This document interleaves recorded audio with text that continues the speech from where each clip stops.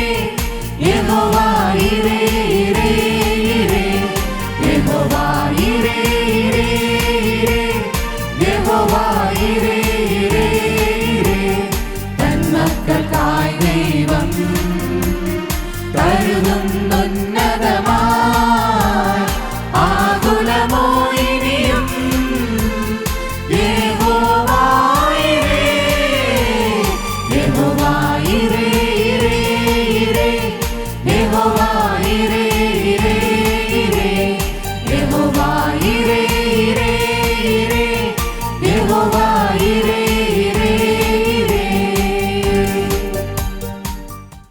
ദൈവത്തിന് സ്തോത്രം. വചനം കേൾക്കുവാൻ ദൈവം നമുക്ക് കൂടെ അവസരം തരുന്നത് കർത്താവിൽ ആശ്രയിച്ച് നമുക്ക് പ്രയോജനപ്പെടുത്താൻ ശ്രമിക്കാം. വേദപുസ്തകത്തിലെ യെരമ്യ പ്രവചനം 23-ാം അധ്യായത്തിൻ്റെ 28-ാമത്തെ വാക്യത്തിൻ്റെ അവസാന ഭാഗമാണ് വൈക്കോലും കോതമ്പും തമ്മിൽ ഒക്കുമോ. നമുക്കറിയാം, നമ്മൾക്ക് കൃഷി ചെയ്യുന്നവരാണെങ്കിലും കോതമ്പെന്ന് പറയുന്നത് നമ്മളിവിടെ നെല്ലായിട്ട് കരുതിയാൽ മതി. ആരും വൈക്കോലിന് വേണ്ടിയല്ല കൃഷി ചെയ്യുന്നത്. നല്ല വിളവ് ലഭിക്കുന്നത് കോതമ്പായാലും നെല്ലായാലും അതിനു വേണ്ടിയാണ് കൃഷി ചെയ്യുന്നത്. പക്ഷേ അതിന് ശേഷം വരുന്ന വൈക്കോല് പല ആവശ്യങ്ങൾക്കായിട്ട് ഉപയോഗിക്കുന്നു. പ്രാധാന്യം വൈക്കോലിനല്ല, കോതമ്പിനാണ്. കോതമ്പ് വിളയിക്കാനായിട്ടാണ് കൃഷി ചെയ്യുന്നത്. ഭൂമിയിൽ ജീവിക്കുമ്പോൾ നമ്മൾ ഏതിനാണ് പ്രാധാന്യം കൊടുക്കേണ്ടത്? പല കാര്യങ്ങൾ ആവശ്യമാണ് നമുക്ക്. ഭൂമിയിലെ ജീവിതത്തിന് പല കാര്യങ്ങൾ ആവശ്യമാണ്, ദൈവത്തിന് അറിയുകയും ചെയ്യാം. എന്നാൽ അതിനു വേണ്ടിയല്ല നമ്മൾ ജീവിക്കേണ്ടത്. നമ്മൾ ജീവിക്കേണ്ടത് ഈ ജീവിതം നിലനിർത്താൻ ഒരുപക്ഷെ അതൊക്കെ ആവശ്യമാണെങ്കിൽ പോലും നമ്മളുടെ ഏറ്റവും പ്രധാനപ്പെട്ട ഒരു ലക്ഷ്യമുണ്ട്. നമുക്ക് വീണ്ടും ജന്മം ലഭിക്കണം. ദൈവസന്നിധിയിലേക്ക് നമ്മൾ ചെല്ലണം. ഈ ഭൂമിയിലെ ദൈവം ആഗ്രഹിക്കുന്ന പോലെ വചനപ്രകാരം ജീവിച്ച് ദൈവം ആഗ്രഹിക്കുന്ന വേല ചെയ്ത് അവനെ പ്രസാദിപ്പിച്ച് പ്രതിഫലം വാങ്ങാൻ അക്രദേശത്തേക്ക് പോകണം. പലരും പലപ്പോഴും മറന്നു പോകുന്നൊരു സത്യം, ദൈവം എന്നിൽ ആശ വെച്ച കാര്യം അത് നിവർത്തിക്കാനല്ല അവർ ദൈനംദിന ജീവിതത്തിലേക്ക് പോകുന്നത്. വൈക്കോല് പോലെ അപ്രധാനപ്പെട്ട കാര്യത്തിനു വേണ്ടി ജീവിതം വേർതിരിക്കുന്നു. രണ്ടാമത്തെ കാര്യമാണ് കളയും ഗോതമ്പും. മത്തായിയുടെ സുവിശേഷം 13-ാം അധ്യായത്തിൻ്റെ 25-ാമത്തെ ആ വാക്യം തൊട്ട് കളയും ഗോതമ്പിനെ കുറിച്ച് പറയുന്നുണ്ട്. ഒരിക്കലും കളയ്ക്ക് വേണ്ടി നിലമൊരുക്കുകയോ നടുകയോ വെള്ളം ഒഴിക്കുകയോ വളം ചേർക്കുകയോ ഒരിക്കലും ആരും ചെയ്യാറില്ല. ഗോതമ്പിന് വേണ്ടിയാണ് നമ്മൾ അധ്വാനിക്കുന്നതും നമ്മൾ പാടുപെടുന്നതും എല്ലാം നല്ല വിള കിട്ടാൻ വേണ്ടി. പക്ഷേ ഉടമസ്ഥൻ അറിയാതെ കള അവിടെ വരുന്നു. ഒരിക്കലും കള അവിടെ നടുന്നതല്ല. നമ്മൾ വൃത്തിയായിട്ട് നിലം ഒരുക്കി കോതമ്പ് നട്ടാലും അതിനകത്ത് കള വരുന്നു. അത് സ്വാഭാവികമാണ്. ഈ കളയെന്ന് പറയുന്നത് പിശാചാണ്. നല്ല ഗോതമ്പിൻ്റെ ഈൽഡ് കിട്ടാതിരിക്കാൻ വേണ്ടി കളയും വളരുന്നു. എങ്ങനെയും മനുഷ്യന് നന്മ ലഭിക്കുന്നതിന് തടസ്സമായി നിൽക്കുന്ന ഒരു കളയുണ്ട്, അതാണ് പിശാച്. ദൈവത്തിന് സ്തോത്രം. കളയും ഗോതമ്പും. എന്നാൽ കളയുണ്ടെന്ന് മനസ്സിലാക്കി എത്രയും വേഗം ആ കള പറിച്ചു കളഞ്ഞാൽ ഗോതമ്പ് നന്നായിട്ട് വളരും, നല്ല ഫലം പുറപ്പെടുവിക്കുകയും ചെയ്യും. എന്നാൽ ഇന്ന് അനേകർക്ക് വരുന്നൊരു കുഴപ്പം, കള ഏതാണ് ഗോതമ്പ് ഏതാണെന്ന് അവർക്ക് തന്നെ തിരിച്ചറിയാൻ പറ്റുന്നില്ല. കളയാണെന്ന് മനസ്സിലാക്കിയാൽ കള പറിച്ചു കളയാമായിരുന്നു. ആ കള പറിച്ചു കളയുന്നത് പോലും ആദ്യ കാലഘട്ടത്തിൽ മാത്രമേ സാധിക്കുകയുള്ളൂ. ഗോതമ്പ് നന്നായിട്ട് വളർന്ന ശേഷം കളയും വളർന്ന ശേഷം അത് പറിക്കാൻ ശ്രമിക്കുമ്പോൾ നല്ല ഗോതമ്പിനത് ക്ഷീണം ഉണ്ടാവും. അപ്പം കളയുണ്ടെന്നറിഞ്ഞാൽ എത്രയും വേഗം കള പറിച്ച് കളയെ എന്ന് പറഞ്ഞു കഴിഞ്ഞാൽ, പ്രിയപ്പെട്ടവരെ, നമ്മുടെയൊക്കെ ജീവിതത്തിൽ ദൈവം ദുഃഖിക്കുന്നതായ പിശാചിന് അവകാശം പറയുന്ന പല കാര്യങ്ങളും ഉണ്ടെന്നറിഞ്ഞിട്ടും നാം അത് പറിച്ച് കളയുന്നില്ല. നാം അത് ദൈവം ആഗ്രഹിക്കുന്ന രീതിയിലുള്ള തീഷ്ണതയോടുകൂടി അത് ജീവിതത്തിൽ നിന്ന് ഒഴിവാക്കുന്നില്ല. നമ്മൾ പലരും പറയും പാരമ്പര്യമായിട്ട് വന്നതാണ്, ജന്മനാ ഉള്ളതാണ്, അത് സ്വഭാവമാണ്, അത് കുഴപ്പമൊന്നുമില്ലെന്നൊക്കെ പറയും. പ്രിയപ്പെട്ടവരെ, വലിയ അപകടമാണ്. ദൈവം ആഗ്രഹിക്കുന്ന ഒരു ഫലം ഉണ്ടാകുന്നതിന് വ്യക്തമായ തടസ്സമാണ് ഈ കള. ഇന്ന് അനേകരിലും പിശാച് നിറഞ്ഞു നിൽക്കുകയാണ്. കള വളരുകയാണ്. ഒരുപക്ഷെ ഗോതമ്പിനേക്കാൾ ശക്തിയോടുകൂടി ഈ കള വളരുന്നതെന്ന് കാണാൻ പറ്റും. കളയും ഗോതമ്പ്. മൂന്നാമത്തെ ഒരു പരാമർശമാണ് പതിരും ഗോതമ്പും. നമുക്കറിയാം, പതിരെന്ന് പറയുന്നത് കളയൊന്നുമല്ല, അത് ഗോതമ്പിൽ നിന്ന് തന്നെ വരുന്നൊരു കാര്യമാണ്. പതിരെന്ന് പറയുന്നൊരു കാര്യം, പതിര് വന്നു കഴിഞ്ഞാൽ ഗോതമ്പിൻ്റെ ആ 100, 60, 30 മേനി എന്ന് പറയുന്ന കാര്യം അവിടെ നടക്കില്ല. നമ്മൾ അനേകം മടങ്ങ് ഫലം കിട്ടാൻ വേണ്ടിയാണ് നമ്മൾ നടുന്നത്. പക്ഷേ പല കാരണം കൊണ്ടും ഗോതമ്പാകേണ്ടതായ സാധനം പതിരായി പോകുന്നു. അതിന് കാരണമുണ്ട്. പരാഗണം നടക്കാത്തതുകൊണ്ടായിരിക്കാം, വളക്കുറവുകൊണ്ടായിരിക്കാം, ക്ഷുദ്രജീവിയുടെ അറ്റാക്ക് കൊണ്ടായിരിക്കാം, എന്തുകൊണ്ടോ ഇങ്ങനെ പല കാരണം കൊണ്ടും പ്രിയപ്പെട്ടവരെ സംഭവിക്കുന്നത് അനേക നെന്മണികളാകേണ്ടത് പതിരായി പോകുന്നു. നമ്മളൊന്ന് ആലോചിക്കണം, ഞാൻ ദൈവസേനയിലൊരു പതിരാണ് ഗോതമ്പാണ്. നമുക്കറിയാം പതിരെന്ന് പറഞ്ഞതിനകത്തൊന്നുമില്ല, നെന്മണി പോലെ അതിന് അരിയൊന്നുമില്ല, അതിനകത്ത് വെറും ഔട്ടർ ഷെല്ല് മാത്രം. കണ്ടാൽ പുറമേ നോക്കിയാൽ ആർക്കത് മനസ്സിലാകുകയില്ല. എൻ്റെ ദൈവമേ, എത്ര വലിയൊരു സങ്കടകരമായ കാര്യമാണ്. പ്രയോജനമില്ലാത്ത മനുഷ്യൻ, ദൈവത്തിനടുത്ത് ഉപയോഗിക്കാൻ പറ്റാത്ത മനുഷ്യൻ, ദൈവസേനയിൽ മറ്റുള്ളവർക്ക് പ്രയോജനം കൊടുക്കാൻ പറ്റാത്തൊരവസ്ഥ. ആർക്കും ഒരു ഗുണവുമില്ല, ദൈവത്തിനും ഗുണമില്ല, മനുഷ്യർക്കും ഗുണമില്ല. വെറുതെ കളയെപ്പോലെ തന്നെ പതിരായി മാറുന്നു. കാര്യം ഗോതമ്പിൻ്റെ ആ ചെടിയിൽ തന്നെയാണ് ഈ പതിര് ഉണ്ടാകുന്നത്. പക്ഷെ എന്ത് പ്രയോജനം? അകത്ത് മണിയില്ല. ഞാൻ സ്നേഹത്തോടെ പറയട്ടെ, ഇന്ന് അനേകരും അകത്ത് വേണ്ട ആത്മാവില്ല. പരിശുദ്ധാത്മാവില്ലാത്ത മനുഷ്യൻ, ജീവനില്ലാത്ത മനുഷ്യൻ, ദൈവത്തോട് ബന്ധമില്ലാത്ത മനുഷ്യൻ, ദൈവത്തോട് കടപ്പാടില്ലാത്ത മനുഷ്യൻ, ദൈവത്തിനും അനുസരിക്കാത്ത മനുഷ്യൻ ലോകത്തിൽ ഗോതമ്പ് പോലെ തന്നെ ഉയർന്നു നിൽക്കും. ജനങ്ങളെ തെറ്റിദ്ധരിപ്പിച്ചുകൊണ്ട്, ജനങ്ങളെ കളിപ്പിച്ചുകൊണ്ട്, പരിവേഷം ഗോതമ്പ് പോലെ ഉണ്ടെങ്കിലും അത് വെറും പതിരാണ്, ഒന്നിനും കൊള്ളിക്കില്ല, തീയച്ച് നശിപ്പിക്കാനേ സാധിക്കുകയുള്ളൂ. ഒരു ഉദാഹരണം തന്നെ അവിടെ പറഞ്ഞിട്ടുണ്ട്. കളയുടെ കാര്യം പറയുമ്പോൾ തന്നെ അവിടെ ഉണ്ട്, കൊയ്ത്തോളം വളരട്ടെന്നാണ് പറയുന്നത്. നമ്മൾ ഓർക്കും, നമ്മുടെ ജീവിതത്തിൽ ഒരു പാപം നമ്മൾ അനുഭവിച്ചാൽ അതിൻ്റെ ശിക്ഷ നമുക്ക് കിട്ടണമെന്നില്ല. അവിടെ യജമാനൻ സങ്കടത്തോട് പറയാണ്, കള വളരുന്നുണ്ട്. കുറെ കഴിഞ്ഞപ്പോഴാണ് മനസ്സിലായത് അത് പറിച്ച് കളയട്ടെ എന്നാണ് ചോദിക്കുന്നത്. ഇല്ല, അത് കൊയ്ത്തോളം വളരട്ടെ. പതിരാണെന്ന് അറിഞ്ഞാലും അതിന് കൊയ്ത്തിൻ്റെ സമയത്ത് മാത്രമേ നെല്ലും പതിരും മാറിയുള്ളൂ. വീശുമുറമുള്ളവൻ വീശുമ്പോൾ പതിര് മാറും, നെല്ല് മാറും. പ്രിയപ്പെട്ടവരെ, നമ്മളെല്ലാവരും ഒരു ദിവസം ദൈവസന്നിധിയിൽ നിൽക്കേണ്ടവരാ.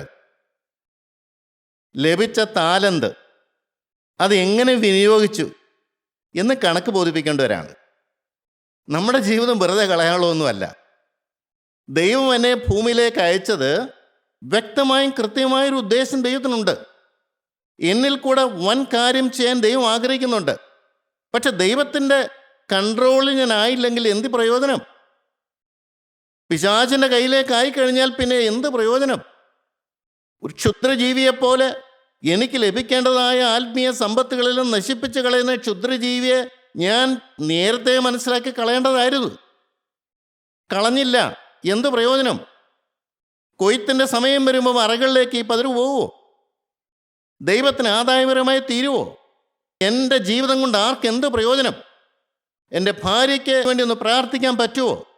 എൻ്റെ മക്കൾക്ക് വേണ്ടി ഒന്ന് ഇടിവിൽ നിൽക്കാൻ പറ്റുമോ? ഒരു സാക്ഷ്യ ജീവിതം എൻ്റെ ജീവിതത്തിലുണ്ടോ? ദൈവം ആഗ്രഹിച്ച പോലെ വളരുന്ന ഒരു ഗോതമ്പ് മണി. കർത്താവ് ഒരു കാര്യം കൂടെ പറഞ്ഞു, ഗോതമ്പണി നിലത്ത് വീണ് ചത്തില്ല എങ്കിൽ അതങ്ങനെ തന്നെ ഇരിക്കും, ചത്തുവെങ്കിലോ വളരെ ഫലമുണ്ടാകും. ആ ഗോതമ്പണിയിൽ നിന്നുകൊണ്ട് വേണം അനേക ഗോതമ്പുണ്ടാകാൻ.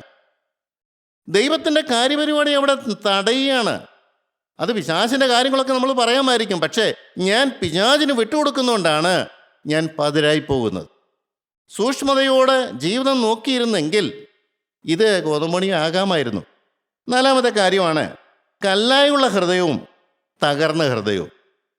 എസെക്കിയേൽ പ്രവചനം 11-ാം അധ്യായത്തിൻ്റെ 19-ാമത്തെ വാക്യത്തിൽ കല്ലായുള്ള ഹൃദയത്തെക്കുറിച്ച് പറയുന്നുണ്ട്.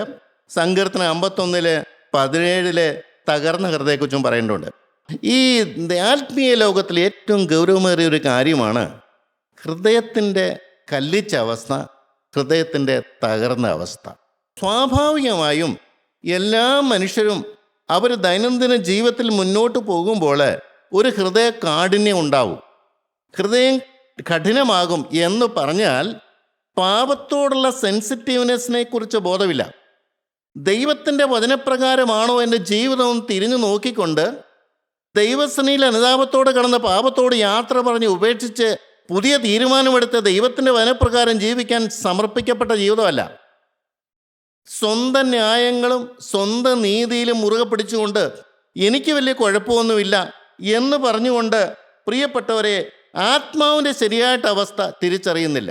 എനിക്ക് എന്നെക്കുറിച്ച് നല്ല അഭിപ്രായമാണ്, അതുകൊണ്ട് ഞാൻ ദൈവസേനയിലേക്ക് പോവുകയോ വചനം നോക്കുകയോ എൻ്റെ ജീവിതത്തിൻ്റെ കുറവെന്താൻ തിരിച്ചറിയുകയോ ചെയ്യാതെ തന്നെത്താൻ ഒരു ലക്ഷ്യം വെച്ച് അങ്ങ് പോവുകയാണ്.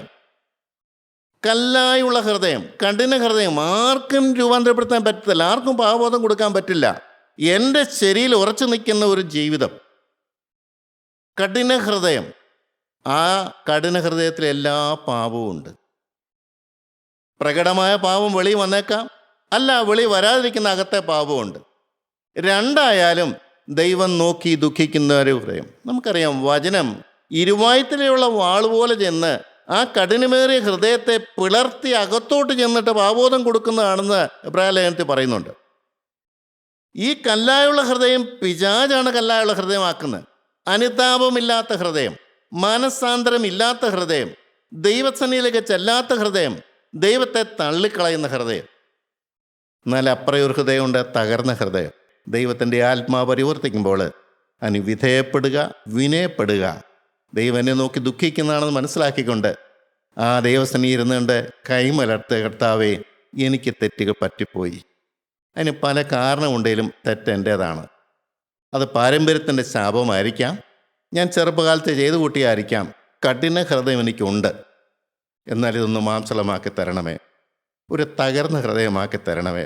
നിൻ്റെ ആത്മാവ് വ്യാപരിച്ചാൽ മാത്രമേ സാധിക്കുകയുള്ളൂ. പാപത്തിൻ്റെയും കുറ്റബോധത്തിൻ്റെയും ആത്മാവേ, അനുതാപത്തിൻ്റെ ആത്മാവേ, എൻ്റെ മേൽ വ്യാപരിക്കണേ എന്ന് വിനയപ്പെടാൻ എത്ര പേർക്ക് സാധിക്കും? തകർന്ന ഹൃദയം വലിയൊരു ഭാഗ്യമാണ്. സങ്കീർത്തനക്കാരൻ പറയുന്ന, തകർന്നുറങ്ങിയ ഹൃദയത്തെ ദൈവമേ നീ നിരസിക്കില്ല. എന്ത് ഈ തകർന്ന ഹൃദയം എന്ന് പറയുന്നത്? എനിക്ക് രക്ഷപ്പെടാൻ കഴിയാത്തൊരവസ്ഥ, എനിക്ക് എന്നെ തന്നെ ശരിയാക്കാൻ പറ്റാത്തൊരവസ്ഥ, പിശാചിൻ്റെ പിടിയിൽ നിന്നും എനിക്ക് മോചനം പ്രാപിക്കാൻ പറ്റാത്തൊരവസ്ഥ, പിശാചിൻ്റെ ഉരുക്ക് മുഷ്ടിയിൽ കിടന്ന് വലയുന്നൊരവസ്ഥ, നിലവിളിക്കാനല്ലാതെ ഒന്നും ചെയ്യാൻ പറ്റാത്തൊരവസ്ഥ, എൻ്റെ നിസ്സഹായാവസ്ഥ മനസ്സിലാക്കുന്നവരുണ്ട്. ഇതിൽ നിന്ന് രക്ഷിക്കാൻ കഴിയുന്ന ഒരു നല്ല ദൈവത്തെ കണ്ടുകൊണ്ട് ആ ദൈവസന്നിധിയിലേക്ക് ചെല്ലുക. കർത്താവേ എന്നെ സഹായിക്കണമേ. ദൈവം ഏറ്റവും സന്തോഷത്തോടെ കേൾക്കാൻ ആഗ്രഹിക്കുന്നൊരു കാര്യം, എനിക്ക് തെറ്റുപറ്റിപ്പോയി, എൻ്റെ കഴിഞ്ഞ കാലങ്ങൾ പാഴായിപ്പോയി, ഞാൻ ശത്രുവിന് ഇടം കൊടുത്തുപോയി, ഞാൻ സ്വർഗരാജ്യത്തിന് അന്യപ്പെട്ടു പോയി, ഞാൻ നിൻ്റെ ഹൃദയത്തെ വേദനിപ്പിച്ചു പോയി, നിന്നോടാണ് ഞാൻ പാപം ചെയ്തു പോയത്, എന്നോട് ക്ഷമിക്കണമേ, പൊറുക്കണമേ എന്ന് നിലവിളിച്ചുകൊണ്ട്, കർത്താവേ എൻ്റെ ഹൃദയം ഒന്ന് തകർത്ത് തരണമേ, പാപബോധവും കുറ്റബോധവും എനിക്ക് തരണമേ, എന്നെ നിൻ്റെ മകനാക്കി തീർക്കണമേ. ഇതിനു വേണ്ടിയല്ലയോ നീ ക്രൂശിൽ പെടഞ്ഞു ഭരിച്ചത്? തിരക്തം എൻ്റെ മേൽ തളിക്കണമേ, നിൻ്റെ ആത്മാവിനെ എൻ്റെ മേൽ പകരണമേ. ഇനിയും പാപത്തിൽ വീഴാതെ വണ്ണം ഒരു സുന്ദരമായൊരു ജയജീവിതം എനിക്ക് തരണമേ. നിൻ്റെ മകനെ പോലെ നിൻ്റെ തിരക്തം എൻ്റെ മേൽ തളിച്ച് നീ എൻ്റെ കരം പിടിക്കാൻ ഇറങ്ങി വരണമേ. സ്വർഗം കേൾക്കാൻ കൊതിക്കുന്ന ഒരു ഹൃദയമാണ്. ഇന്ന് തകർന്ന ഹൃദയം ഇല്ലെന്ന് അനേകർ പറയാറുണ്ട്, കല്ലായിപ്പോയെന്നും പറയാറുണ്ട്. എൻ്റെ പ്രിയരെ, അതിനെല്ലയോ ക്രിസ്തു ക്രൂശിൽ പെടഞ്ഞു മരിച്ചത്. എൻ്റെ കഠിന ഹൃദയത്തെ മാറ്റാൻ ദൈവത്തിൻ്റെ ആത്മാവിന് മാത്രം കഴിയുന്ന ഒരു കാര്യമാണ്. തെറ്റ് സമ്മതിച്ചുകൊണ്ട് ചെല്ലാൻ പറ്റുമോ? അടുത്ത കാര്യം നമുക്ക് നോക്കാം.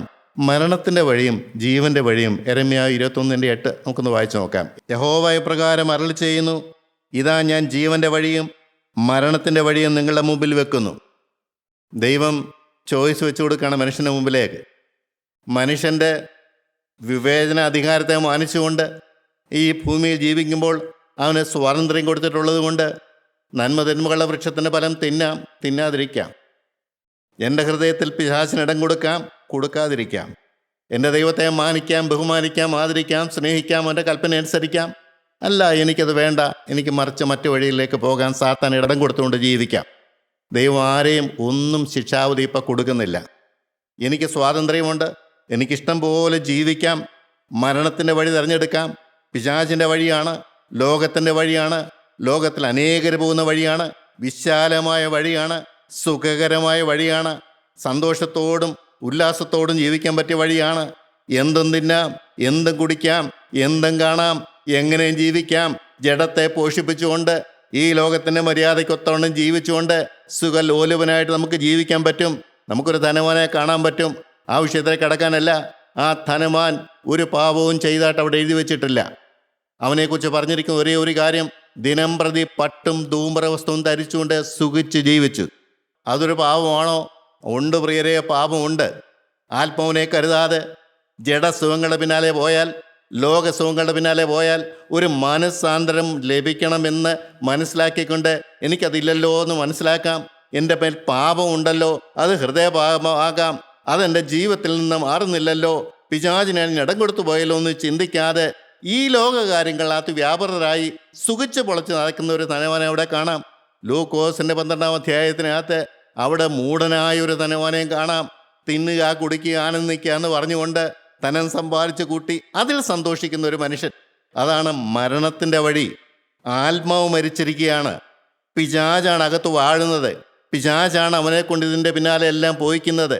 അവന് പണത്തോടുള്ള ആർത്തി കൊടുക്കുന്നു, ജഡ ഇമ്പങ്ങളുടെ പിന്നാലെ പോകാനുള്ള ആസക്തി കൊടുക്കുന്നു, ആഹാരത്തിൻ്റെ കാര്യത്തിനകത്ത് ആസക്തി കൊടുക്കുന്നു. എൻ്റെ ദൈവമേ, ലോകത്തിലെ ദൈവമല്ലാത്ത സകലത്തിലേക്ക് മനുഷ്യനെ ഡ്രൈവ് ചെയ്തുകൊണ്ട് പോവുകയാണ്, വലിച്ചഴിച്ചുകൊണ്ട് പോവുകയാണ്. ഒന്ന് നിന്ന് കൊടുത്താൽ മതി, ഒഴുക്ക് കൊണ്ടുപോയിക്കോളും. ഒന്ന് നിന്ന് കൊടുത്താൽ മതി, ഒന്ന് നോ പറയാണ്ടിരുന്നാൽ മതി, അങ്ങ് കൊണ്ടുപോയിക്കോളും. ആത്മാവിനെ കരുതുന്നില്ല. മരണത്തിൻ്റെ വഴി എന്ന് പറഞ്ഞ അതാണ്. എന്നാൽ ജീവൻ്റെ വഴിയുണ്ട്. ദൈവത്തിന് സ്തോത്രം.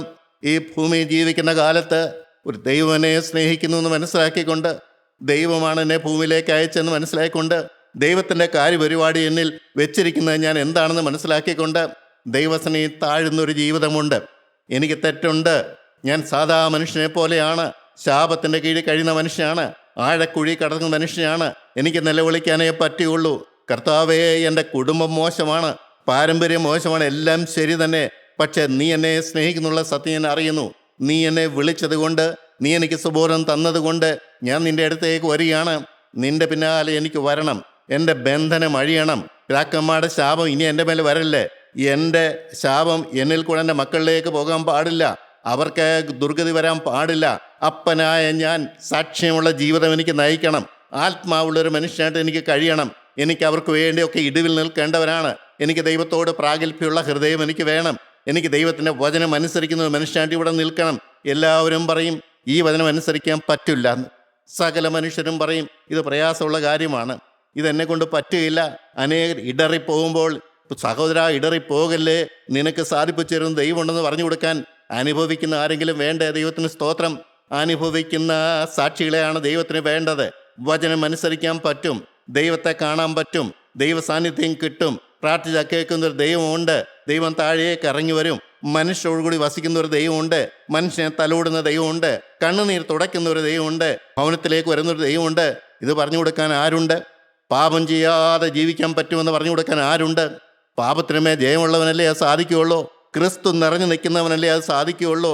പാപം തൊടാതെ ദൈവത്തിൻ്റെ വേലിക്കെട്ടുള്ള ഒരു മനുഷ്യന് മാത്രമല്ലേ അത് പറയാൻ പറ്റുകയുള്ളൂ. തീമതിൽ സംരക്ഷണം എന്നൊക്കെ പറയും. ഇത് ആർക്കുള്ളതാണ്? എന്നെപ്പോലെ നിങ്ങളെപ്പോലെ പാപത്തിൽ പിറന്ന് കഴിഞ്ഞ കാലങ്ങൾ മുഴുവൻ പാപത്തിൽ ജീവിച്ചൊരു വ്യക്തിക്കുള്ളതാണ് വേലിക്കെട്ടുള്ള ജീവിതം, ഈ സുരക്ഷിതമായ ജീവിതം. അതാണ് പറഞ്ഞത്, മരണത്തിൻ്റെ വഴിയുണ്ട്, ജീവൻ്റെ വഴിയുണ്ട്. കൊരിന്ത്യർക്ക് എഴുതിയ ലേഖനം 2-ാമത്തെ ലേഖനം 6:14 വളരെ വിശദമായിട്ട് അവിടെ പറയുന്നുണ്ട്. അവിശ്വാസിയും വിശ്വാസിയും തമ്മിൽ എന്തു ബന്ധം, എന്തൊരു ചേർച്ച. ക്രിസ്തുവും ബലയാലും തമ്മിൽ എന്ത് ബന്ധം. വെളിച്ചവും ഇരുളും തമ്മിൽ എന്ത് കൂട്ടായ്മ. വേർപാട് ആവശ്യമില്ലെന്നൊക്കെ അനേകർ പറയും. പക്ഷെ ദൈവപൈതലായി നയിക്കണമെങ്കിൽ വേർപാട് കൂടിയേ കഴിയുള്ളൂ. വേർപെട്ട് നിന്നേ പറ്റുള്ളൂ. ആരിൽ നിന്ന്? ലോകത്തിൽ നിന്ന്, പിശാചിൽ നിന്ന്, പാപത്തിൽ നിന്ന്, ലോകം മനുഷ്യന്റെ സ്വാധീനത്തിൽ നിന്ന്, ലോകത്തിൽ നിന്നും അവനെ വിളിച്ച് വേർതിരിച്ച ക്രിസ്തുവാ. ആ ലോകത്തോട് അവന് ചേരാൻ പാടില്ല. പാപക്കുഴിയിൽ നിന്നും പൊക്കിയെടുത്തുകൊണ്ടുവന്നവനാണ്. വീണ്ടും പാപത്തിലേക്ക് പോകാൻ പാടില്ല. ഉറപ്പുള്ള പാറമേൽ നിന്ന് ദൈവം നല്ലവനാണെന്ന് സ്തുതിച്ചവനാണ്. അവൻ ഇനിയും ചേറ്റിലേക്ക് പോകാൻ പാടില്ല. ഇവിടെ പറയുന്നുണ്ട് അവിശ്വാസിയും വിശ്വാസിയും. എന്താണ് അവിശ്വാസി എന്ന് പറഞ്ഞ്? എനിക്ക് ദൈവം വേണ്ട, എനിക്ക് ഈ വഴി വേണ്ട, എനിക്ക് കൂട്ടായ്മ വേണ്ട, എനിക്ക് വചനം കേൾക്കേണ്ട താല്പര്യം എനിക്കില്ല, ഞാൻ ലോകത്തിൻ്റെ സുഖങ്ങൾ ആസ്വദിച്ചാൻ പോവും. ആരാ സ്വർഗത്തിൽ പോയിട്ടുള്ളത്? ഇതൊക്കെ പറയാൻ ആർക്കാ കാര്യം? ആര് മരിച്ച് സ്വർഗത്തിൽ പോയി തിരിച്ചു വന്നിട്ടുണ്ടെന്നൊക്കെ ചോദിക്കാൻ അനേക ചോദ്യങ്ങളുണ്ട്. എൻ്റെ പ്രിയപ്പെട്ടവരെ, തികഞ്ഞ അവിശ്വാസിയാണ്. ഒരു ദൈവത്തെ പോലും വിശ്വസിക്കുന്നില്ല. എന്നെ രക്ഷിക്കാൻ സ്വർഗം വിട്ട് ഭൂമിയിലേക്ക് ഇറങ്ങി വന്ന ക്രൂശിൽ പെടഞ്ഞു വരച്ച ഒരു ദൈവമുണ്ടെന്ന് വിശ്വസിക്കാൻ വേണ്ടി സാധിക്കുന്നില്ല. ഈ ക്രൂശിൻ്റെ വചനം അവർക്ക് ഭോഷത്വമാണ്. അതാണ് അവിശ്വാസി എന്ന് പറയുന്നത്. വിശ്വാസത്താലുള്ള രക്ഷ, വെറും വിശ്വാസത്താൽ നേടാവുന്ന രക്ഷ അവന് വേണ്ട. യേശുക്രിസ്തുവിൻ്റെ ക്രൂശിൽ ചെന്നൊന്ന് വിനയപ്പെടാനും സാധിക്കുകയില്ല. യേശുക്രിസ്തുവിൻ്റെ കാഴ്ച കൂട്ടിച്ചെന്ന് വീഴാൻ അവനക്ക് സാധിക്കുകയില്ല. അവൻ എന്നെ മെനഞ്ഞവനാണ്, അവൻ എനിക്ക് വേണ്ടി സ്വർഗം വിട്ട് ഇറങ്ങി വന്നവനാണ്, അവൻ എൻ്റെ നന്മയ്ക്ക് വേണ്ടിയാണ് ക്രൂശിൽ പെടഞ്ഞു വരച്ചത്, ജീവൻ തന്ന് സ്നേഹിച്ചവനാണെന്ന് ആ തിരിച്ചറിവ് പോലും ഇല്ലാതെ അവിശ്വസിച്ച് തള്ളിക്കളഞ്ഞിരിക്കുകയാണ്. അവര് 2 തോണി കാലി ഒട്ടിക്കൊണ്ടുള്ള ജീവിതമാണ്. ചിലരങ്ങനുണ്ട്. ആവശ്യങ്ങൾക്ക് ദൈവം വേണം, അല്ലാത്തപ്പോൾ ലോകമനുഷ്യനെ പോലെ ജീവിക്കും. അങ്ങനെയും ആൾക്കാരുണ്ട്. അവിശ്വാസി തന്നെ പറയും അതൊന്നും സത്യവിശ്വാസമല്ല. എന്നാൽ ഒരു വിശ്വാസി അവൻ രക്ഷ അനുഭവിക്കുന്നവനാണ്. അവൻ ക്രിസ്തുവിൻ്റെ ക്രൂശ് മരണത്തിൻ്റെ ഫലം അനുഭവിക്കുന്ന മനുഷ്യനാണ്. രക്തത്തളിപ്പുള്ളവനാണ്. പരിശുദ്ധാത്മാവിനെ പ്രാപിക്കുന്നവനാണ്. ജീവൻ പ്രാപിച്ചവനാണ്. സ്വർഗവുമായിട്ട് ബന്ധമുള്ളവനാണ്. അവൻ്റെ നാവില് സ്തുതിയുണ്ട്. അവൻ്റെ മുഴങ്കാല് മടങ്ങുന്നതാണ്. മുഴങ്കാലിൽ തേയ്മാനമുള്ളവനാണ്. തഴമ്പുള്ളവനാണ്. അവന് ഈ ലോകമല്ല വിഷയം, ലോക മനുഷ്യരുമല്ല വിഷയം, ലോകത്തിൻ്റെ ആഡംബരങ്ങളല്ല വിഷയം. അവനെ സ്നേഹിച്ചൊരു ദൈവത്തെ, സ്ത്രീയെ സ്നേഹിക്കണമെന്നും അവൻ എഴുതിയിരിക്കുന്ന വചനം അനുസരിക്കണമെന്നും ലോകത്തിന് മുമ്പിൽ സാക്ഷ്യത്തോടെ നിൽക്കണമെന്നും വ്യക്തമായ തീരുമാനമുള്ളവനാണ്. ഇവിടെ 2 പറയുന്നുണ്ട്, ക്രിസ്തുവും ബലയാലും എന്ത് ബന്ധമെന്ന്. ക്രിസ്തു ഉള്ളവന് പിശാചുമായിട്ട് ബന്ധപ്പെടാൻ പറ്റുമോ? ക്രിസ്തു ഉള്ളവന് പാപത്തോട് ചേരാൻ പറ്റുമോ? ക്രിസ്തു ഉള്ളവന് ലോകത്തിൻ്റെ സുഖങ്ങളുടെ പിന്നാലെ പോകാൻ പറ്റുമോ? ക്രിസ്തു ഉള്ളവൻ വ്യത്യസ്തനാണ്. ക്രിസ്തുവിന് വേണ്ടി വേർതിരിച്ചവനാണ്. ക്രിസ്തു വസിക്കുന്നവനാണ്. ക്രിസ്തുവിൻ്റെ കാര്യപരിപാടി നടത്താൻ ദൈവം കണ്ടവനാണ്. പ്രിയപ്പെട്ടവരെ, നിങ്ങൾ വ്യക്തമായിട്ട് മനസ്സിലാക്കണം, ക്രിസ്തു ഉള്ളവൻ്റെ വില ഇന്നും ഒരു മനുഷ്യർക്കും അറിയില്ല. എന്താ വില? യെരമ്യാപ്രവചനം 23-ാം അധ്യായത്തിൻ്റെ 22-ാമത്തെ വാക്യം നമുക്കൊന്ന് വായിച്ചു നോക്കാം. ക്രിസ്തു ഉള്ളവൻ്റെ സ്വർഗം കാണുന്ന വില എന്താണ്? അവർ എൻ്റെ ആലോചനാ സഭയിൽ നിന്നിരുന്നുവെങ്കിൽ എൻ്റെ വചനങ്ങളെ എൻ്റെ ജനത്തെ കേൾപ്പിച്ച് അവരെ അവരുടെ ആകാത്ത വഴിയിൽ നിന്നും അവരുടെ പ്രവൃത്തികളുടെ ദോഷത്തിൽ നിന്നും തിരിപ്പിക്കുമായിരുന്നു. ദൈവം ഒരാളെ കാണുന്ന എന്തിനു വേണ്ടിയാണ്? ജീവനുള്ള ദൈവത്തിന് ആളത്തെ പരമായിട്ട് ഭൂമി ഇറങ്ങി വന്ന കർത്താവായ യേശുക്രിസ്തു 3.5 കൊല്ലം ചെയ്ത വേല ചെയ്യാൻ പറ്റില്ല. പിന്നെ ആരെക്കൊണ്ട് പറ്റും? പരിശുദ്ധാത്മാവ് വ്യാപരിക്കുന്ന, പരിശുദ്ധാത്മാവ് പൂർണ്ണമായി നിയന്ത്രിക്കുന്ന ഒരു മനുഷ്യൽ നിന്നുകൊണ്ട് എന്താണ് ചെയ്യുന്നത്? അവരെൻ്റെ ആലോചന സഭയിൽ നിൽക്കുന്നവരാണ്. അവർ ഭൂമി ജീവിക്കുന്നത് ശരിയാണ്. ദൈവത്തിൻ്റെ ആലോചന സഭയിലേക്ക് കയറി ചെന്നിട്ട് ദൈവത്തിൽ നിന്ന് ആലോചന പ്രാപിച്ച ഭൂമിയിലേക്ക് ഇറങ്ങി വന്നിട്ട് അവർ എന്താ ചെയ്യുന്നത്? ജനത്തിന് വചനം പറഞ്ഞു കൊടുക്കുന്നു. ദൈവത്തിൻ്റെ ആലോചന സഭയിൽ കയറി ചെല്ലാനുള്ള സ്വാതന്ത്ര്യം വേണം. ദൈവത്തിൻ്റെ വചനം കേൾക്കാനുള്ള സ്വാതന്ത്ര്യം വേണം. ആ ചെവി ശുദ്ധീകരണം പ്രാപിച്ചതായിരിക്കണം. ആ കണ്ണ് ശുദ്ധീകരണം പ്രാപിച്ചതായിരിക്കണം. ആ ആളത്വം ശുദ്ധീകരണം പ്രാപിച്ചതായിരിക്കണം. ദൈവത്തിൻ്റെ ആലോചന സഭയിൽ ആരെങ്കിലും കയറിയിട്ടുണ്ടോ? നിങ്ങൾ ഓരോരുത്തരും ചിന്തിച്ചു നോക്ക്. ദൈവത്തിൻ്റെ ആലോചന സഭയിലേക്ക് കയറാനുള്ള സ്വാതന്ത്ര്യമുണ്ട് ആർക്ക്? വിശുദ്ധന്, വിശ്വാസിക്ക്, ക്രിസ്തുവിനെ കണ്ടവർക്ക്. എനിക്ക് വിശുദ്ധനാകണമെന്ന് നിർബന്ധമുള്ളവർക്ക് അവർ കയറി ചെല്ലും. എന്നിട്ട് ദൈവത്തിൻ്റെ ആലോചന പ്രാപിക്കും. താഴെ വന്ന് ജനത്തിന് കൊടുക്കും. എന്താണ്? അവർക്ക് പാപത്തെക്കുറിച്ച് ബോധം വരുത്തും. 2, അവരുടെ ആകാത്ത വഴികളെ അവർക്ക് മനസ്സിലാക്കി കൊടുത്തവരെ തിരിപ്പിക്കും. എൻ്റെ പൊന്നു സഹോദരാ, ഇത്രയും വർഷം നിന്നിട്ടും ഈ സൂക്ഷ്മം നീ ഏറ്റെടുത്തുവോ? നീ ചിന്തിക്കുക, ക്രിസ്തു ഉള്ളവനാണോ ബലിയാമിൻ്റെ കൂടെയാണോ ജീവിക്കുന്നത്? പിന്നെ ഇവിടെ പറയുന്നുണ്ട്, വെളിച്ചവും ഇരുളും എന്തു ബന്ധമെന്നാണ് ചോദിക്കുന്നത്. വെളിച്ചവും ഇരുളും തമ്മിൽ എന്തെങ്കിലും ബന്ധമുണ്ടോ? ബന്ധപ്പെടുത്താൻ പറ്റുമോ? ഒന്നുകിൽ വെളിച്ചമല്ല ഇരുള്. ഒന്നുകിൽ നിന്നിൽ ദൈവത്തിൻ്റെ ആത്മാവ്, അല്ലെ പിശാചിൻ്റെ ആത്മാവ്. 2 കൂടെ കൂട്ടിക്കിണക്കാൻ പറ്റില്ല. ബലിയാലും ക്രിസ്തുവും കൂടെ ഒരുമിച്ച് പോകാൻ പറ്റുമോ? അവിശ്വാസിയും വിശ്വാസിയും തമ്മിൽ ഒരുമിച്ച് ഉഴാൻ പറ്റുമോ? പറ്റില്ല. പ്രിയപ്പെട്ടവരെ, ഇന്ന് ഈ തീക്ഷ്ണത ജനങ്ങളിൽ നിന്ന് മാറിക്കഴിഞ്ഞിരിക്കുന്നു. ഈ വേർപാട് മാറിക്കഴിഞ്ഞിരിക്കുന്നു. വിശുദ്ധിയും അശുദ്ധിയും തമ്മിലുള്ള വേർതിരിവ് അവർ മാറ്റിക്കളഞ്ഞിരിക്കുന്നു. ക്രിസ്തുവും ബലിയാലുമുള്ള വ്യത്യാസം മാറിക്കഴിഞ്ഞിരിക്കുന്നു. വെളിച്ചവും ഇരുളും തമ്മിലുള്ള ബന്ധം അവർക്ക് മനസ്സിലാകുന്നില്ല. വെളിപാട് പുസ്തകം 22:11 അവിടെ വ്യക്തമായിട്ട് പറയുന്നുണ്ട്. വിശുദ്ധനെ കുറിച്ച് പറയുന്നുണ്ട്, അശുദ്ധനെ കുറിച്ചും പറയുന്നുണ്ട്. അഴുക്കുള്ളവൻ എന്നാ പറയുന്നത്. അഴുക്കുള്ളവൻ ഇനി അഴുക്കാടട്ടെ. അവനെയും തിരുത്തിയിട്ട് വലിയ കാര്യമില്ല. അവന് വചനം കൊടുത്തിട്ട് കാര്യമൊന്നുമില്ല. അവൻ തിരികയില്ല. അവൻ ഇനിയുള്ള കാലം അവൻ അഴുക്കിൽ തന്നെ കഴിയട്ടെ. പക്ഷെ നീതിമാനെ കുറിച്ച് പറയുന്നുണ്ട്, അവൻ നീതീകരണം പ്രാപിച്ചവനാണ്, വില കൊടുത്ത് വാങ്ങിച്ചവനാണ്, സ്വർഗത്തിന് നിധി സമ്പാദിച്ചവനാണ്. അവൻ ഇനിയും തന്നെ വിശുദ്ധീകരിക്കട്ടെ. 2 രണ്ടായിട്ട് പോവുകയാണ് പ്രിയപ്പെട്ടവരെ. ഈ കാര്യങ്ങൾ മനസ്സിലാക്കണം. അവർ സ്വർഗീയ സമാധാനം ആസ്വദിച്ചവരാണ്, ദൈവത്തെ കണ്ടവരാണ്, ദൈവ സാന്നിധ്യം അനുഭവിച്ചവരാണ്, ദൈവത്തോടു കൂടി ജീവിച്ചവരാണ്, ദൈവത്തെ സ്തുതിച്ചവരാണ്. അക്കരദേശം ചെല്ലുമ്പോൾ ചെയ്യേണ്ട ജോലി എന്താണെന്ന് അവർക്കറിയാം. ഈ ഭൂമിയിൽ സ്തുതിക്കാത്തവര്, ഈ ഭൂമിയിൽ മുഴങ്കാല് മടക്കാത്തവര്, ഈ ഭൂമിയിൽ ദൈവസാന്നിധ്യം അനുഭവിക്കാത്തവര് അക്കരദേശം എന്നാൽ അത് കിട്ടുമെന്ന് നിങ്ങൾ എങ്ങനെ വ്യാമോഹിക്കുന്നു? ഈ കമ്പാരിസൺ എല്ലാം പറഞ്ഞത് എന്തിനാണെന്നറിയാമോ? ഈ നല്ല കാലത്ത്, സുബോധമുള്ള കാലത്ത്, ഈ ആരോഗ്യമുള്ള കാലത്ത് ദൈവത്തെ കണ്ടെത്താൻ വേണ്ടി ഭാവത്തോട് യാത്ര പറയുക, ജീവിതം അവൻ്റെ കരങ്ങളിലേക്ക് കൊടുക്കുക. അവൻ എല്ലാ കാര്യങ്ങളും നടത്തും. ദൈവനാമം മാത്രം മഹത്വപ്പെടുവാനിടയാകട്ടെ. ദൈവത്തിന് സ്തോത്രം.